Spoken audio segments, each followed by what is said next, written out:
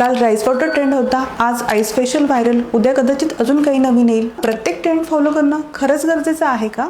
Viral झालंय म्हणून try करताय? थांबा, आधी हे जाणून घ्या. पुढील गोष्टी चेहऱ्यावर कधीच लावू नका.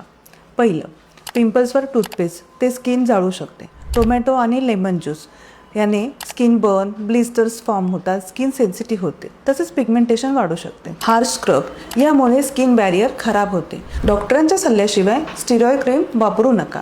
स्टिरॉइड क्रीमने सुरुवातीला ग्लो येतो, पण लॉंग टर्म यूज केल्यानंतर स्किन डॅमेज होऊ शकते. डॉक्टरांच्या सल्ल्याशिवाय कुठलेही ॲक्टिव्ह सिरम वापरू नका. चुकीच्या वापरामुळे स्किन बॅरियर डॅमेज होते. याने redness, burning sensation, pigmentation, pimples वाढू शकतात. प्रत्येक viral skin care trend blindly follow करू नका.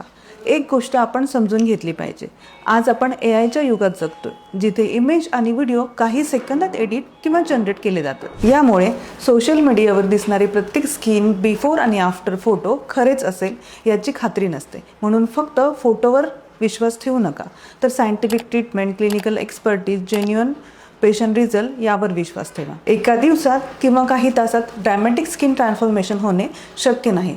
स्किन केअरमध्ये पेशन्स आणि कन्सिस्टन्सी महत्त्वाची असते.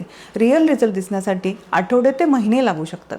त्यामुळे डॉक्टरांना कन्सल्ट केल्याशिवाय काहीही वापरू नका.